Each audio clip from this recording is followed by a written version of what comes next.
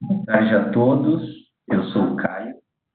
Daqui a 5 minutos nós iniciaremos o webinar sobre anticorpos monoclonais e nós esperamos que vocês aproveitem bastante. Até já já.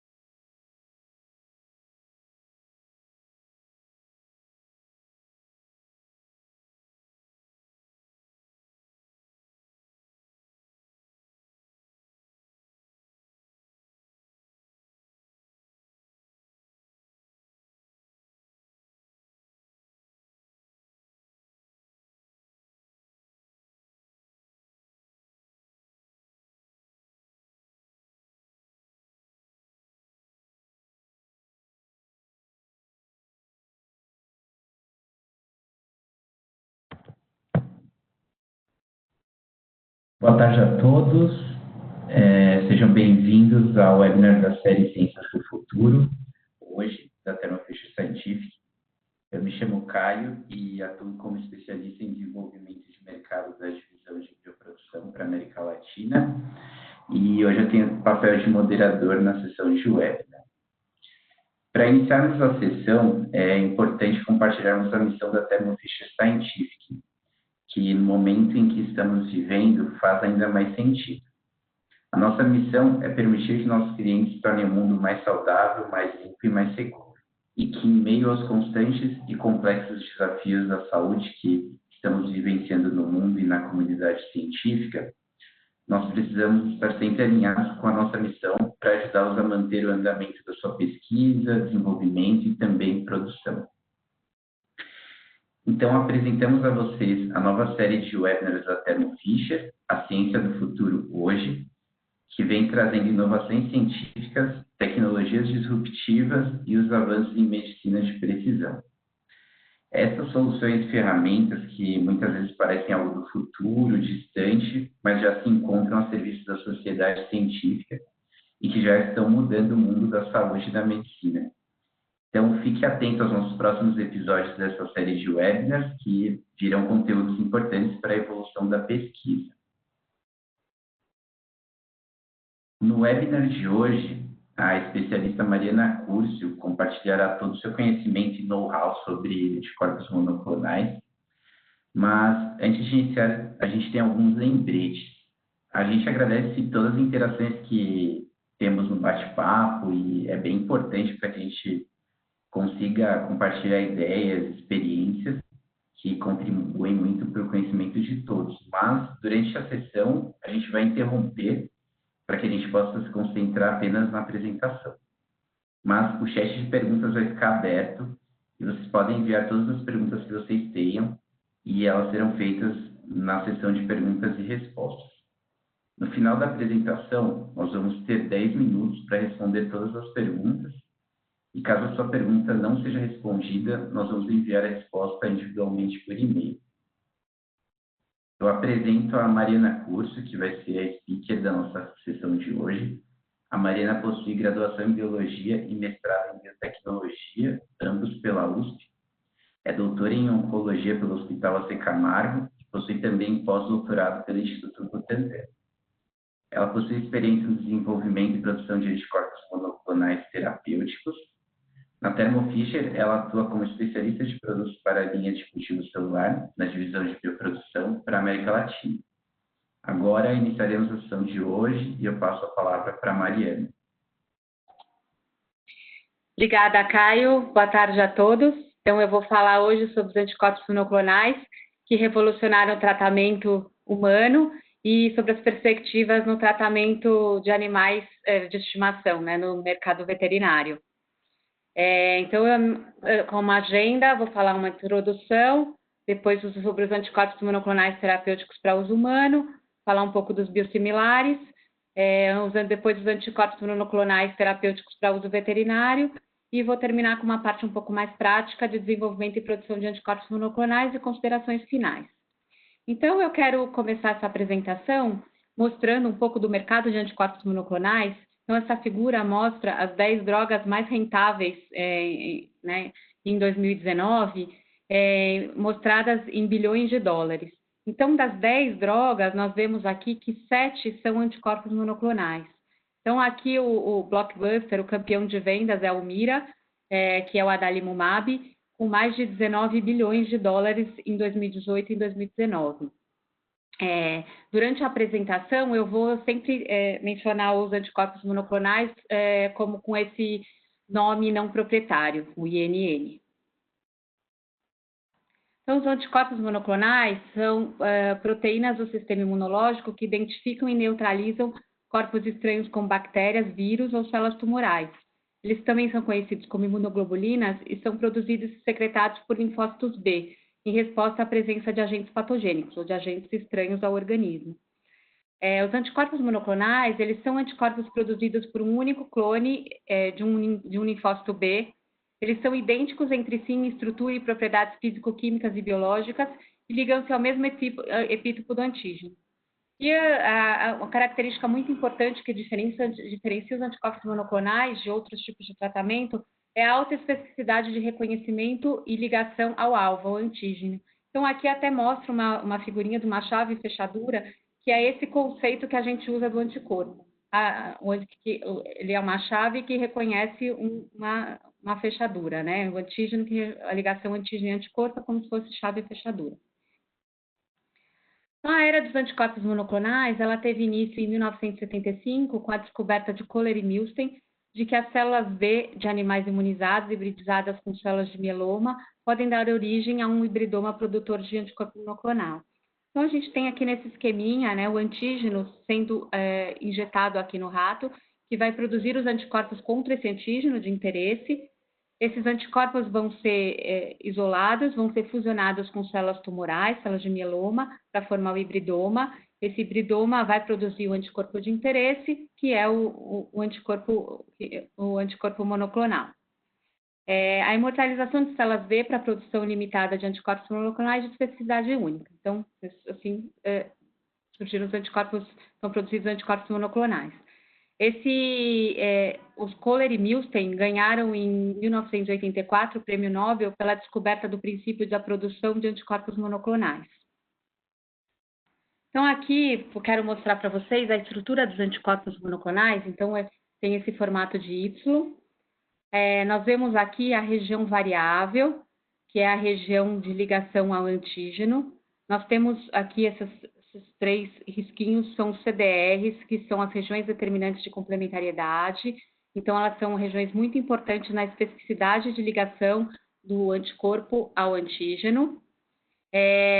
Aqui em laranja está representado a cadeia leve, em azul a cadeia pesada. Nós temos aqui essa área FC, que é onde as células imunoefetoras, as células do sistema imunológico vão se ligar para desencadear a ação dos anticorpos monoclonais, e aqui a região FAP. Eu vou falar sobre essas nomenclaturas, sobre essas regiões ao longo da apresentação. Aqui eu gostaria de chamar a atenção, aqui é o anticorpo inteiro, que eu mostrei para vocês. Eu gostaria de chamar a atenção de alguns fragmentos de anticorpos monoclonais que já estão sendo usados na clínica. Então, o FAB, eu vou falar com mais detalhes mais para frente, e o SCSV, que é esse pedacinho aqui. Em 1986, foi aprovado pelo FDA, pela Agência Regulatória Americana, né, o primeiro anticorpo monoclonal para uso clínico, que é um anti-CD3 murino, indicado na prevenção da rejeição de transplantes. O uso dos anticorpos murinos, ele tem uma limitação de uso pela natureza heteróloga, então ele causa uma reação imunogênica, e a farmacocinética desses anticorpos também é desfavorável. Então, avanços permitiram que esses anticorpos fossem humanizados. Então, primeiramente, nós tivemos os anticorpos quiméricos, a geração de anticorpos quiméricos, que consistiam na região variável murina, né, para manter o reconhecimento ao antígeno, e o restante humano. Depois, os anticorpos humanizados, em que só aquelas regiõezinhas que eu mostrei, os CDRs, eram murinos, que mantendo a especificidade de ligação ao antígeno, e o restante é humano. E os anticorpos totalmente humanos, que são 100% de origem humana. Então, aqui a gente parte dos anticorpos murinos, que tinham uma baixa atividade efetora, que precisavam de uma frequência alta de administração e que tinham uma alta resposta imunogênica, para um anticorpo humanizado humano, que já precisa de uma baixa dose de administração e que tem uma alta atividade imunoefetora. Sobre a nomenclatura dos anticorpos monoclonais, eu quero dizer que, pelo nome, a gente consegue saber qual é a origem deles. Então, aqui, eles terminam com MAB, exceto o primeiro anticorpo que foi aprovado, que é o muromonab, que termina com NAB, mas o restante, todos os outros, terminam com MAB, de anticorpo monoclonal. E quando a gente vê um O antes do MAB, indica que é um anticorpo de origem murina. O primeiro anticorpo muromonab foi aprovado em 1986. Quando a gente vê um XI, um XI, antes do MAB, indica que é um anticorpo quimérico. Então, rituximab foi o primeiro anticorpo quimérico a ser aprovado em 1994. Um ZU, o trastuzumab, que foi o primeiro anticorpo humanizado a ser aprovado em 1997. E um U, antes do MAB, como o adalimumab, que foi o primeiro anticorpo humano a ser aprovado em 2002. Então, aqui a gente vê a evolução dos anticorpos monoclonais. Como eu falei, em 1975, a tecnologia do hibridoma. Depois a gente teve aqui em 1986 a aprovação do primeiro anticorpo monoclonal murino. Em 1994, o FDA aprovou o primeiro anticorpo com fragmento Fab. Depois, em 2000, foi aprovado o primeiro anticorpo conjugado. Eu vou falar mais sobre esses anticorpos ao longo da apresentação. Em 2002, o primeiro anticorpo completamente humano. Em 2005, a EMA aprovou o primeiro anticorpo biespecífico. E em 2014, o primeiro anticorpo biespecífico de fragmento, de SCSV. A tecnologia de DNA recombinante com o desenvolvimento concomitante de anticorpos monoclonais propiciou a base para os processos de humanização dos anticorpos murinos. Em 2017, em janeiro de 2017, tinham 68 anticorpos aprovados em uso clínico.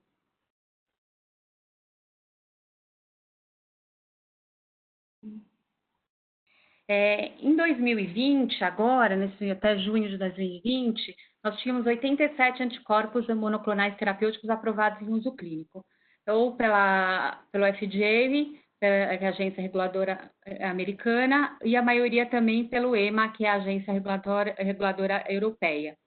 Esses anticorpos monoclonais, que eu vou mencionar na apresentação, que eu vou apresentar vários gráficos, falar mais sobre eles são os anticorpos aprovados e em uso clínico. Existem alguns anticorpos que foram aprovados, mas que foram descontinuados, ou porque tinham efeitos colaterais, ou porque não eram tão eficazes, ou porque comercialmente mesmo não eram interessantes. Esses dados foram baseados nos dados da Sociedade de Anticorpo, e então eu montei aqui alguns gráficos para a gente conhecer melhor esses anticorpos que estão em uso clínico no momento. Aqui, dividido por ano, então a gente tem que entre 1990 e 1999 foram 5 anticorpos monoclonais aprovados. Entre 2000 e 2009 foram 14 anticorpos monoclonais aprovados. E aí, a partir de 2010, eu comecei a dividir o intervalo em 5 anos, porque os anticorpos aumentaram muito. Então, de 2010 a 2014, então nesse período de 5 anos, foram 16 anticorpos aprovados, ou seja, em 5 anos já foi mais anticorpos do que na década anterior. E de 2015 a 2019 foram 46 anticorpos aprovados. Aqui em 2020, até o momento, a gente tem 5 anticorpos monoclonais aprovados. Em relação à origem dos anticorpos, a maior parte, 43 desses anticorpos, eles são humanizados. 32 são humanos, 9 são quiméricos e 3 são murinos. Avanços na pesquisa médica têm levado à identificação de células e moléculas que estão envolvidas na patogênese de muitas doenças. Os anticorpos monoclonais, com sua especificidade, eles têm sido desenvolvidos contra esses alvos terapêuticos e têm se mostrado muito eficientes no tratamento de um número crescente de doenças. Então, nós vemos aqui nesse gráfico que a maior parte dos anticorpos monoclonais é destinado ao tratamento de câncer, depois a doenças autoimunes. Mas a gente tem visto ao longo do tempo que cada vez mais aplicações diferentes têm sido alvo de desenvolvimento de anticorpos monoclonais. Então, aqui a gente tem também doenças genéticas, doenças infecciosas, doenças hematológicas, asma, prevenção de enxaqueca, doenças cardiovasculares, degeneração macular, prevenção de osteoporose. E tem uma série de anticorpos monoclonais em desenvolvimento e em fase de teste clínico. Temos, inclusive, anticorpos em desenvolvimento contra o vírus, para neutralizar o vírus SARS-CoV-2, que é o vírus da Covid-19. Como eles agem, esses anticorpos monoclonais? Então, eles podem ser antagonistas, estão bloqueando interações receptor-ligante em alvos de superfície celular. Eles podem agir como agonistas, mimetizando essas interações receptor-ligante para iniciar a cascata de sinalização favorável à eliminação de células patogênicas, né, ou de células estranhas ao organismo, e pela indução de resposta citotóxica, via recrutamento do sistema imune inato, como a DCC e o CDC, que eu vou explicar no slide seguinte. E, normalmente, vários mecanismos agem em conjunto para obter o máximo benefício terapêutico. Então, aqui uma figurinha mostrando a ação antagonista, então o anticorpo aqui ligando ao receptor, impedindo a ligação do ligante e bloqueando uma via de sinalização que vai ajudar no crescimento tumoral ou na patogênese de alguma outra doença. Aqui agindo como um agonista, então se ligando aqui a um receptor ao contrário, ajudando a eliminar algum organismo patogênico. E o CDC e o ADCC. A ADCC é citotoxicidade celular dependente de anticorpo e CDC é citotoxicidade dependente de anticorpo. Então, essas atividades imunoefetoras. Então, o que acontece? Aqui a gente tem a célula, ela expressando o antígeno. Esses anticorpos, pode ser uma célula tumoral, por exemplo, esses anticorpos vão reconhecer os antígenos na superfície e o complemento, nesse caso do CDC, vai se ligar aqui à porção FC do anticorpo e vai provocar a lise celular. No caso do ADCC, é uma célula efetora, normalmente uma célula natural killer, NK, que vai se ligar nessa parte do anticorpo e provocar essa lise celular. Então, eu vou começar falando dos anticorpos monoclonais para tratamento de câncer. Então, ao contrário dos tratamentos tradicionais de quimioterapia e radioterapia, a terapia com os anticorpos monoclonais, que é chamada de terapia-alvo, é muito mais específica e dirige o tratamento para as células doentes, reduzindo consideravelmente os efeitos colaterais no paciente e proporcionando melhor qualidade de vida. Eles podem ser usados como agente único ou combinados à quimioterapia. Esse gráfico, aqui as barras em azul, são exatamente o gráfico que eu mostrei na figura anterior, do total de anticorpos monoclonais aprovados, e eu acrescentei essa barra em laranja, que são, dentro desses anticorpos, quais foram os anticorpos aprovados para câncer. Então, os primeiros anticorpos aprovados para câncer foram em 97, rituximab, e na sequência em 98, trastuzumab. De 2010 a 2014, os anticorpos aprovados para câncer eram mais da metade do total de anticorpos aprovados.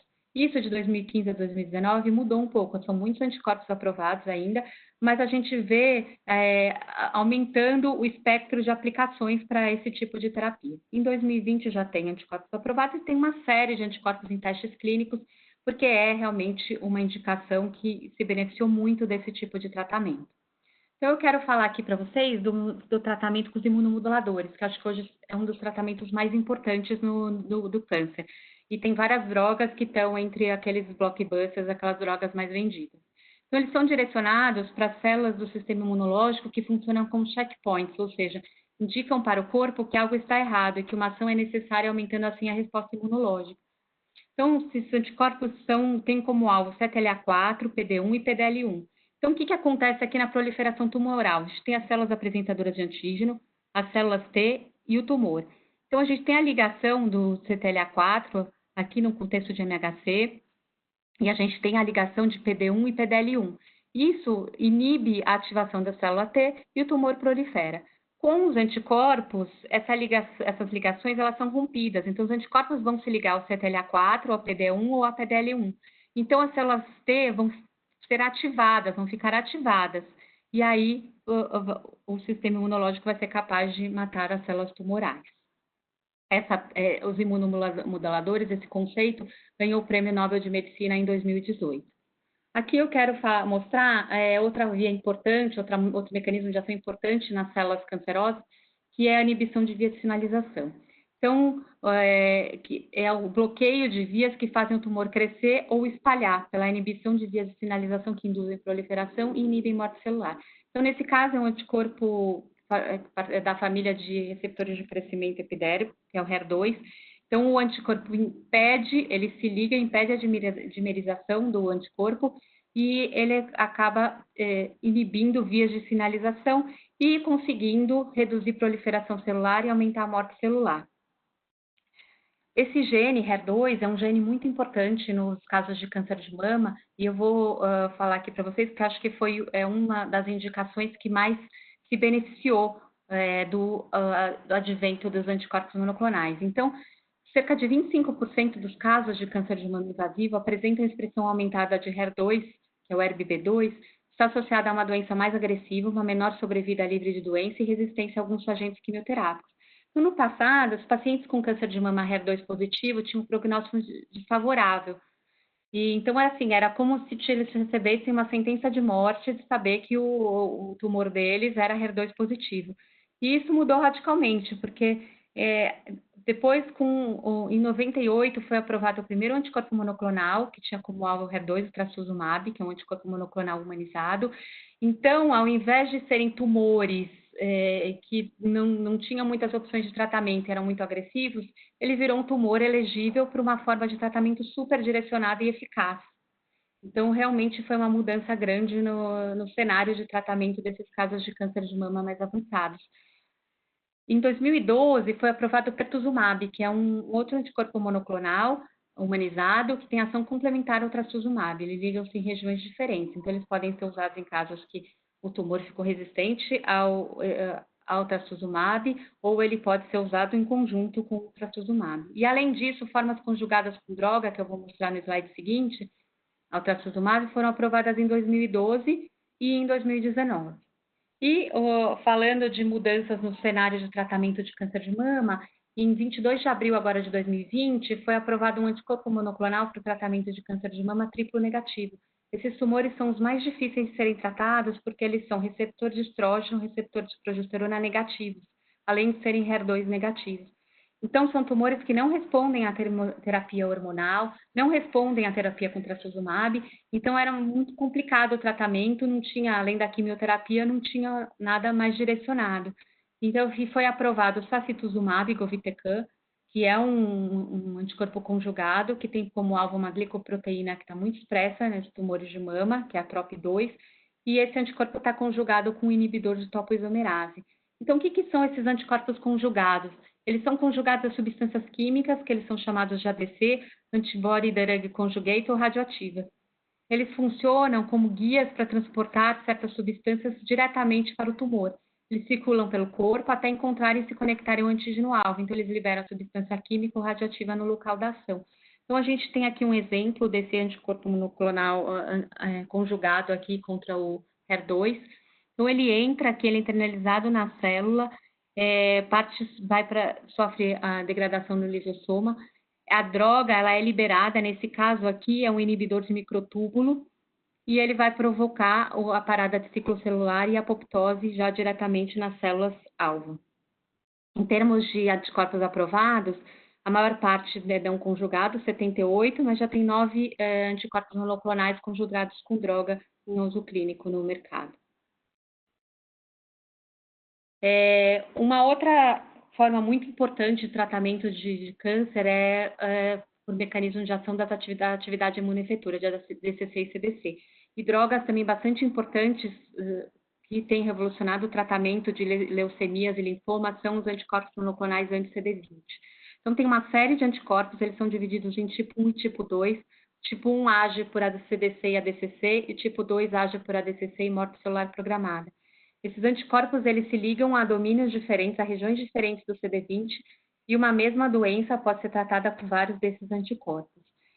Nós temos aqui até um caso glicoengenheirado, que significa que eles foram engenheirados para ter um padrão de glicosilação favorável que aumente a atividade de ADCC.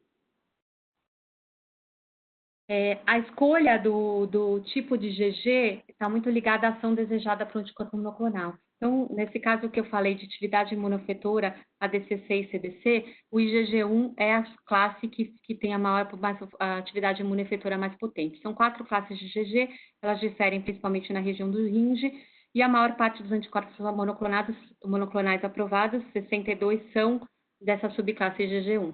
No caso de IgG2 e IgG4, ao contrário, são para as ações que não é favorável, que não querem que tenha esse recrutamento do sistema imunológico.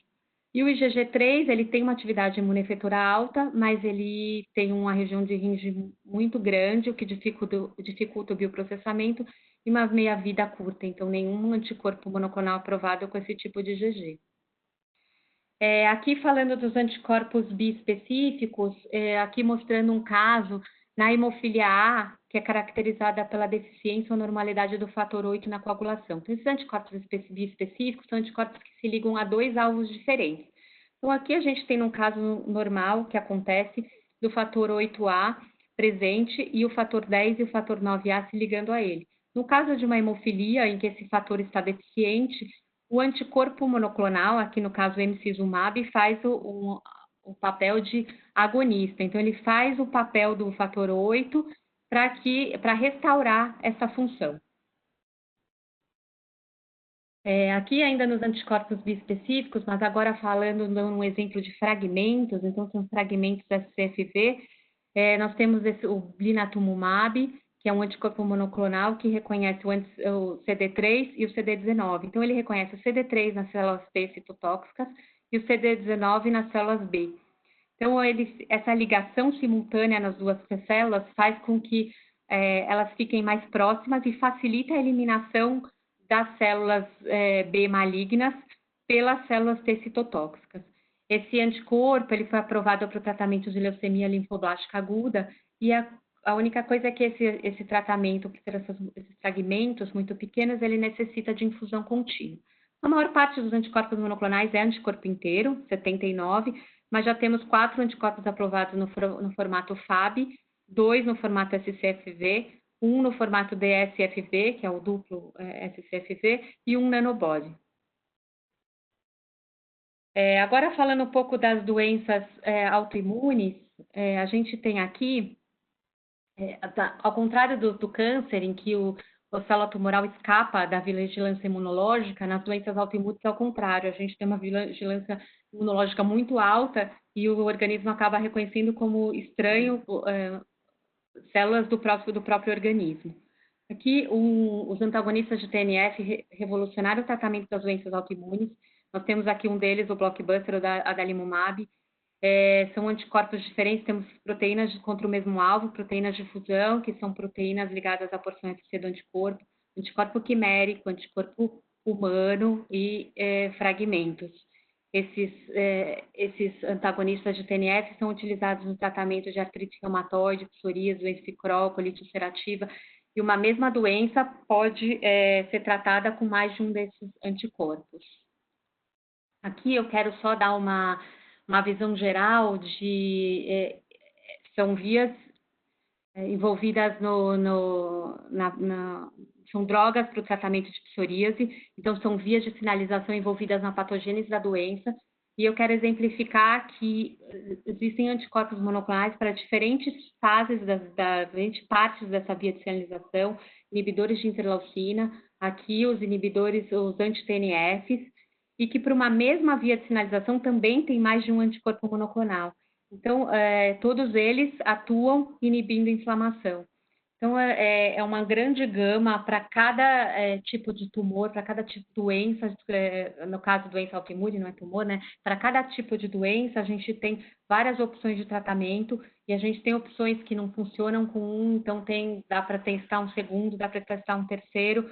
É uma gama realmente muito grande de anticorpos monoclonais atuando nas mesmas patologias.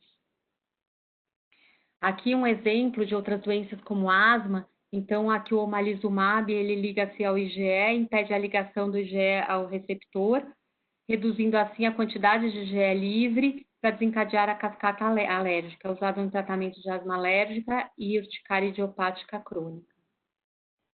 Um outro exemplo aqui mais novo, de novas indicações que vem surgindo para os anticorpos monoclonais, é para a profilaxia de enxaqueca.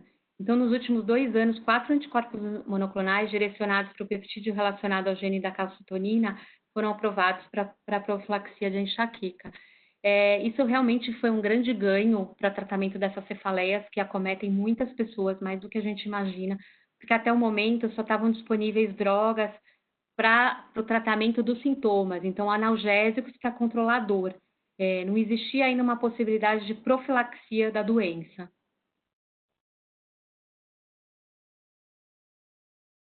Eu vou falar agora um pouco dos biosimilares, que é um mercado em crescimento no mundo e também importante aqui no Brasil. Os biosimilares são medicamentos biológicos similares em termos de qualidade, segurança e eficácia a medicamentos biológicos de referência, o produto comparador existentes no mercado, cujas patentes já expiraram ou estão próximas a expirar.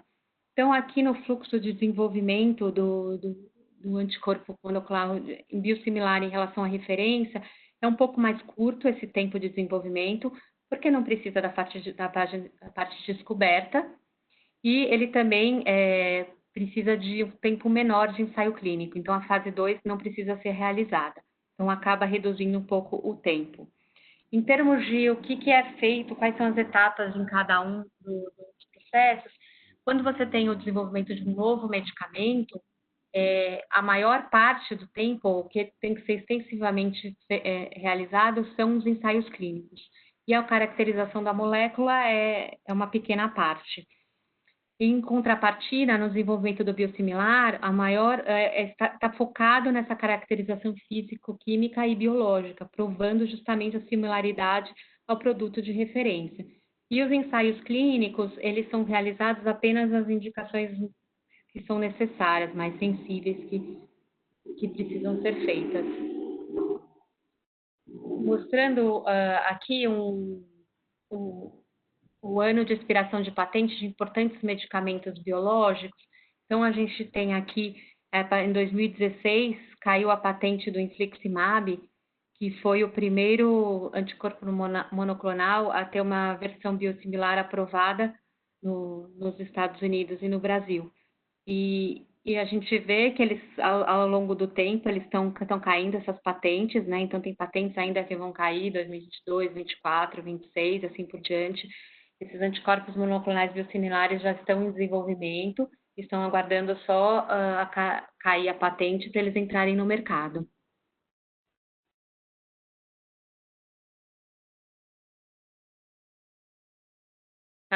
Aqui no Brasil, a produção de biosimilares tem um papel importante, tem crescido bastante também.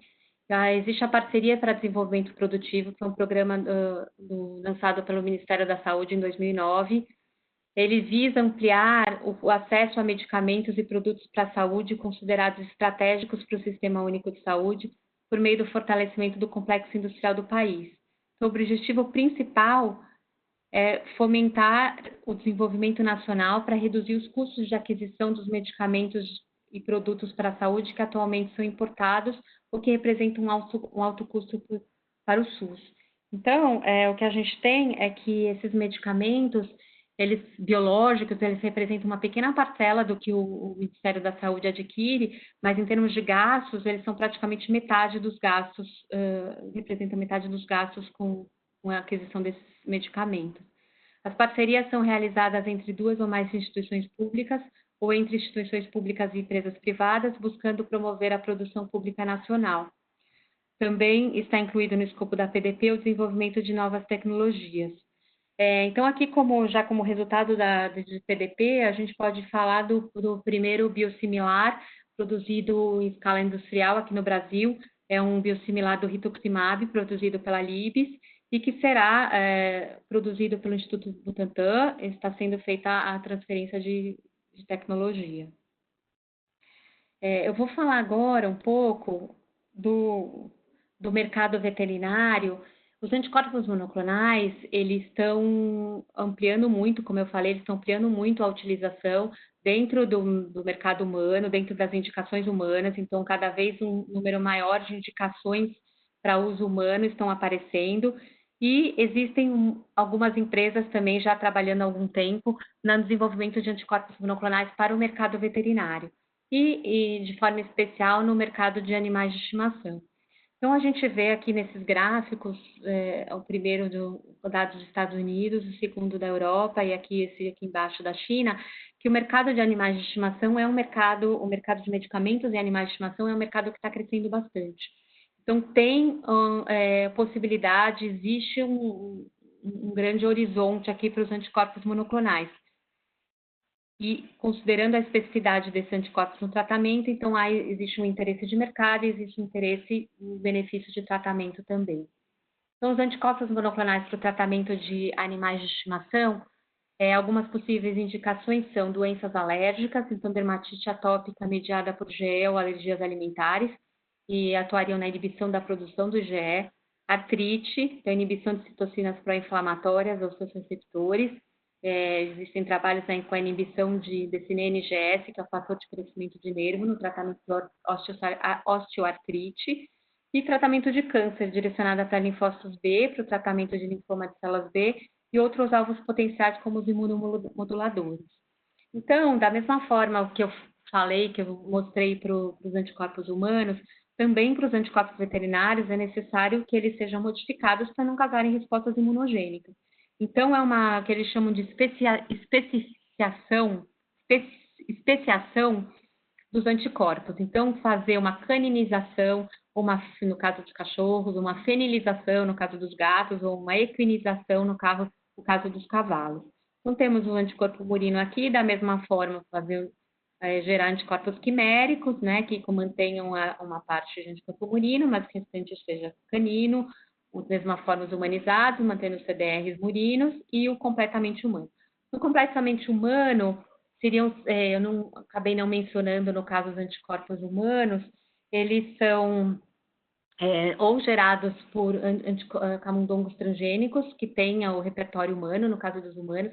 Esses camundongos não existem ainda para o uso veterinário, mas eles estão sendo desenvolvidos.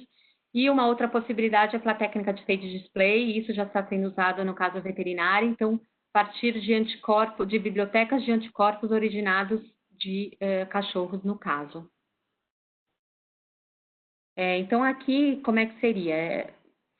Os princípios são semelhantes, então aqui pela tecnologia de hibridoma, poderia começar direto por espécies, né, mais específicas, um anticorpo quimérico enfim, ou caninizado, ou fenilizado, e o completamente canino, ou felino, ou equino, e também poderiam ser usados fragmentos de anticorpo.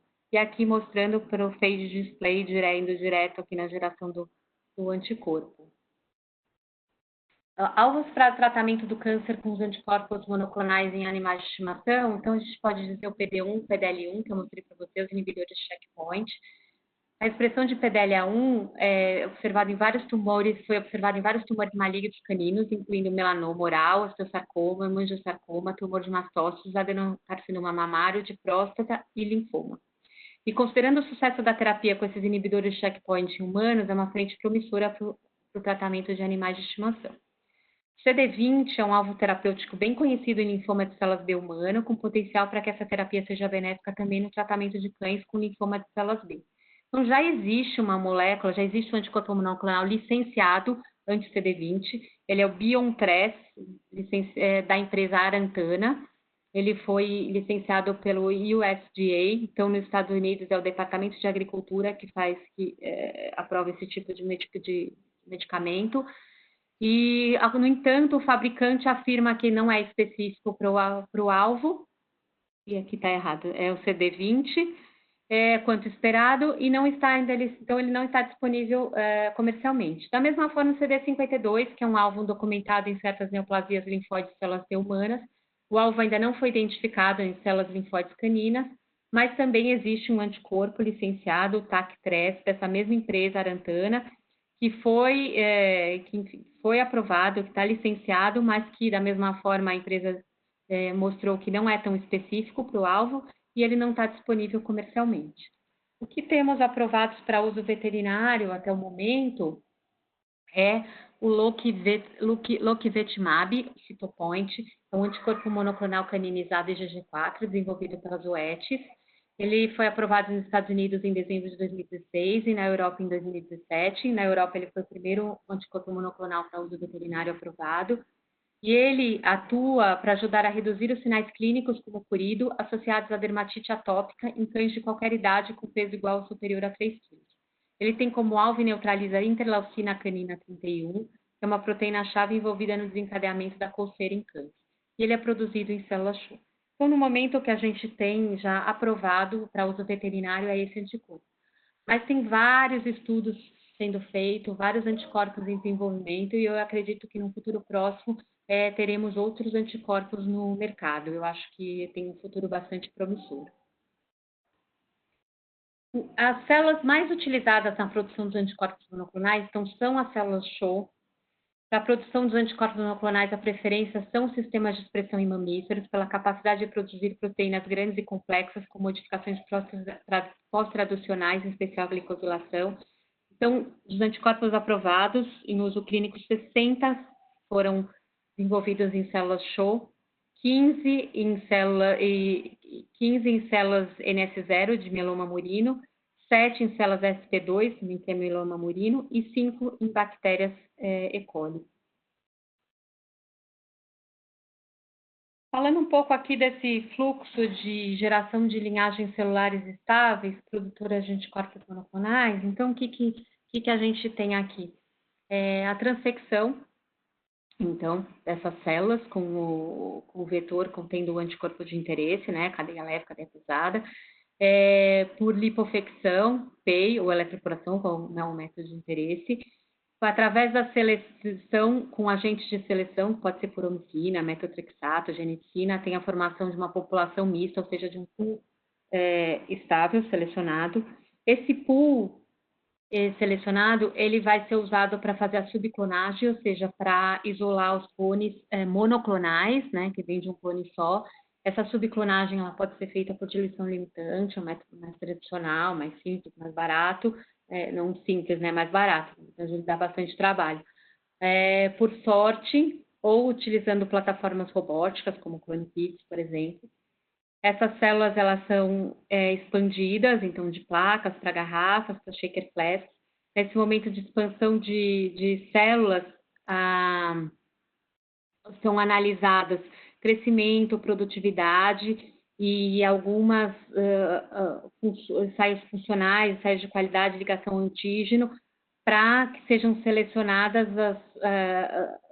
os melhores clones. Então, quando as células já estão numa quantidade maior, a gente consegue fazer essas ligações de cinética e funcionais de qualidade. Então, faz um cultivo, purifica um pouco de sobrenadante, faz esses ensaios. E aí os melhores clones são cultivados em fed-batch, também para analisar o crescimento, produtividade, cinética de anticorpo, ensaios funcionais de qualidade. E, normalmente, até 10 anticorpos, de 7 a 10 anticlones, dos melhores clones, são feitos o teste de estabilidade por 60 gerações. Por que é importante isso? Então, ao longo de 60 gerações, eles têm que ter um crescimento e uma produtividade estável. Pensando na produção mesmo industrial, eles não podem variar, eles têm que começar e terminar com uma variação mínima de crescimento e produtividade. E aí compilando todos os resultados obtidos, são selecionados os melhores clones, normalmente o melhor e 2 backups, e esses clones são repetidos em ensaios, são feitos ensaios adicionais para análise cinética, ensaios funcionais, perfil de glucosilação, análise de qualidade do anticorpo, e é feito o escalonamento da produção e otimização das condições de cultivo. Então, aqui a gente tem um exemplo, tá? De shaker flask, pode ser usado num rocker, ou feito em bioreatores de bancada e depois passa para uns bioreatores maiores. Em fed-batch, é importante testar diferentes feeds e estratégias de alimentação. Então, aqui o que a gente tem dos principais modos de produção de anticorpos monoclonais. Então, a gente tem o batch é um modo de cultivo que os nutrientes vão ao esgotamento, então é curto, até 7 dias. Então, não é adicionado nada e o volume de trabalho continua o mesmo. No caso do fed-batch, é feita a adição de feed, ele dura normalmente 14 dias, e o volume de trabalho, ou seja, o volume no reator vai aumentando.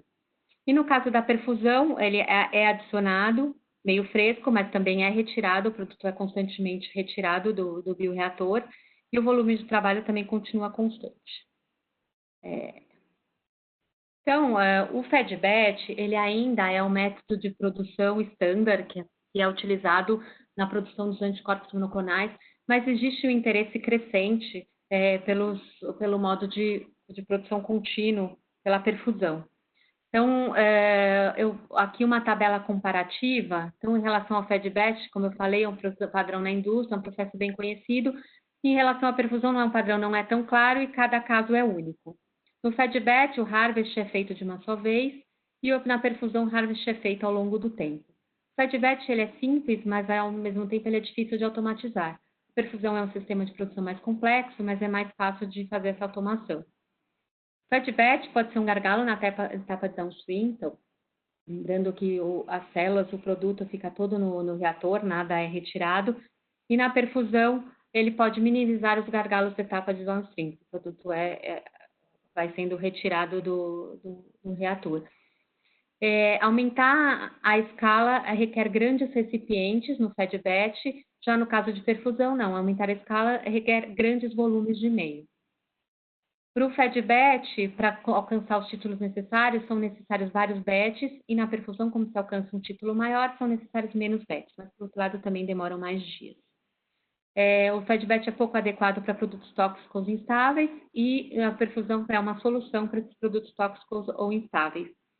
E o processo é desenhado por um fed-batch para um volume final específico, e o de perfusão, o processo pode produzir volumes e títulos finais flexíveis. Então, aqui uma tabelinha comparadora. Então, no fed-batch, a gente precisaria de um bioreator de 2.000, precisaria cultivar em bioreator de 2.000 a 25.000 litros, e de perfusão 50 a 2.000 litros seriam suficientes. numa produção de 10 a 14 dias no fed-batch e 16 a 90 dias em perfusão. Em relação ao meio de cultivo, é usado 2 a 5 vezes mais em perfusão em relação ao fed-batch. E a qualidade do produto ela é altamente controlada no caso da perfusão e moderadamente controlada no caso do fed-batch. Então, aqui, o cultivo de células de perfusão, que requer a troca de meio, então, geralmente definida pelo VVD, pelo vessel volume por dia, e o mecanismo para reter a célula, que pode ser por sedimentação passiva, acústica, centrifugação, ou por filtração utilizando filtro de fluxo tangencial, que é o que está mostrando a figura aqui, ou fluxo tangencial alternado. Aqui, então, o que está acontecendo? Cada vez mais, então, a gente vê a busca por esses sistemas, por modos de produção mais contínuos, de perfusão. Então, o que a gente tem aqui, tem visto, tem sido bastante utilizado, então, a perfusão N1 para acelerar o processo upstream. Então, para obter uma alta densidade celular para o inóculo. Então, ele dura de 4 a 7 dias, ele reduz a quantidade e o tamanho de vessel que é necessário para a inoculação, e ele também pode gerar uma densidade celular alta que facilita, que ajuda no congelamento de células. Nesse caso da perfusão N1, a produtividade geralmente ela não é priorizada. Então, o importante é obter mesmo um volume, uma quantidade de células grandes para inocular, fazer a inoculação de um bioreator maior. O fed-batch concentrado, ele é utilizado em linhagem celular com baixa produtividade.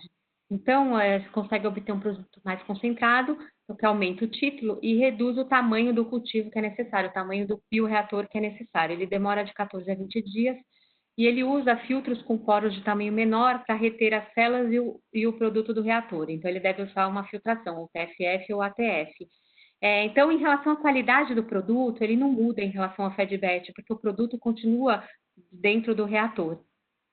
E ele requer o produto estável. Em termos do fed-batch, intensifier fed-batch, ele aumenta o título, ele diminui a necessidade do número de batches, ele atinge densidades celulares muito altas, ele mantém a qualidade melhor por mais tempo, porque ele vai sendo retirado no processo de perfusão, então o produto vai sendo retirado do reator e aumenta muito os títulos. Ele é menos complexo do processo de perfusão contínua, ele demora de 16 a 25 dias. E ele deve emparelhar com tanque para coleta ou ter um downstream semi-contínuo. E no caso da perfusão contínua, ele encurta o processo, né? Ele consegue um título muito maior. O estado estacionário permite controlar bem a qualidade do produto. O processo contínuo exige reatores menores, então tem uma alta densidade celular e título. Então, ele demora de 30 a 90 dias.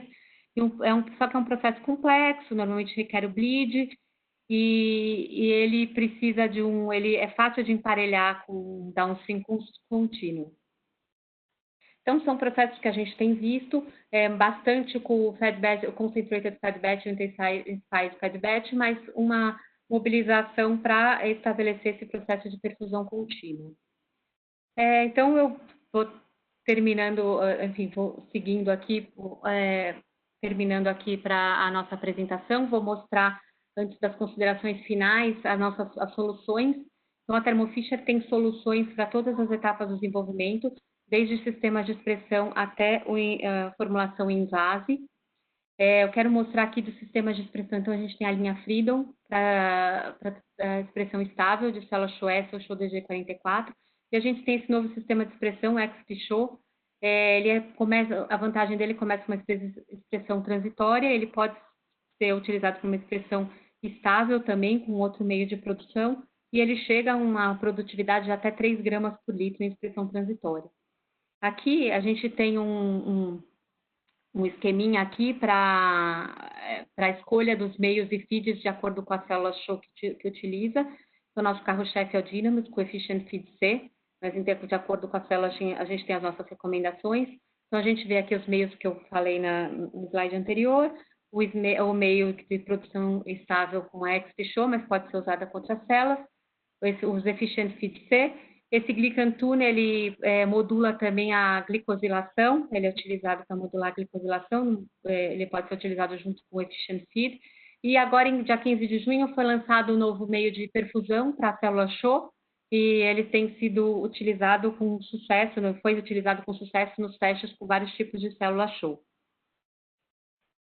Também ainda como uma possibilidade de suplementação para aumentar a produtividade a produção de anticorpos monoclonais, nós temos as peptonas, aqui é um pacote, uma seleção de 6 peptonas com componentes componentes de origem animal, que podem ser usadas na produção de anticorpos monoclonais, a maior parte delas é ultrafiltrada.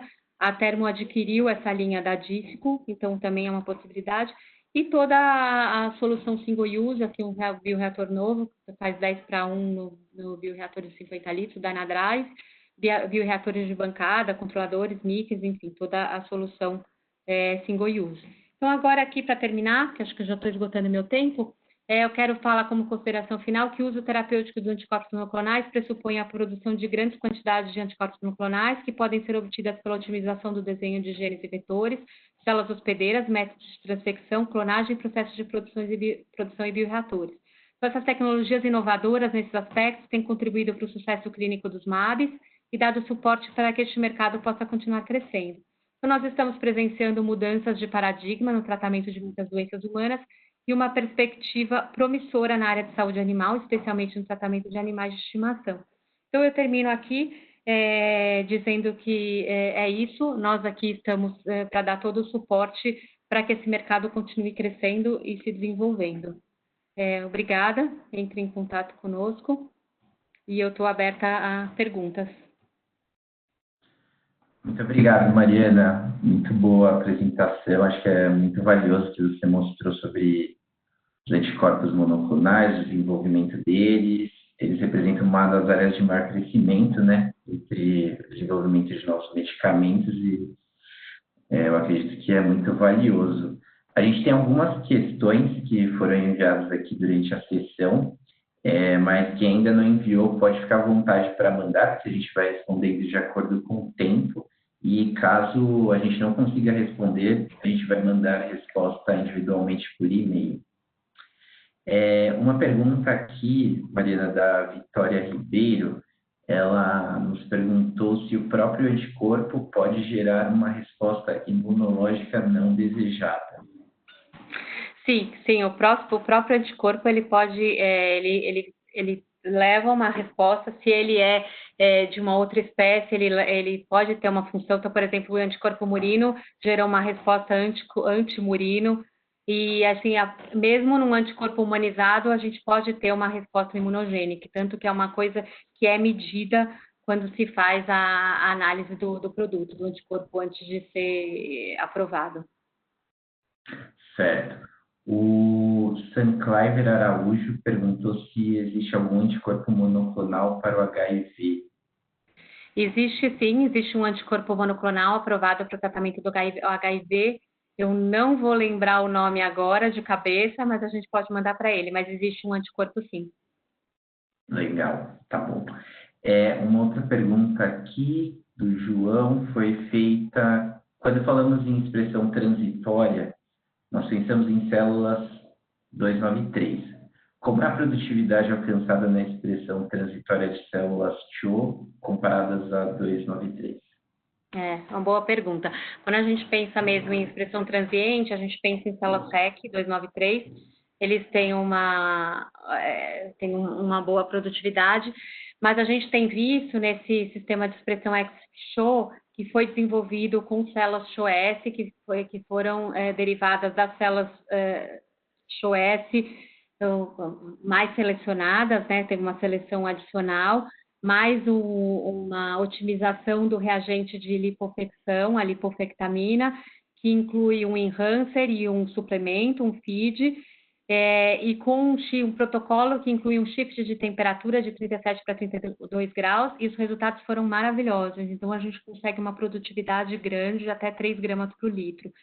Nós temos também esse sistema de expressão EXP para 293. Então, comparando o resultado de produtividade do EXP 293 com o EXP CHO, num protocolo otimizado, eles podem ser ou iguais ou num protocolo com o enhancer e com a adição do suplemento, a XP CHO pode ter uma produtividade maior do que a 293. Então, realmente...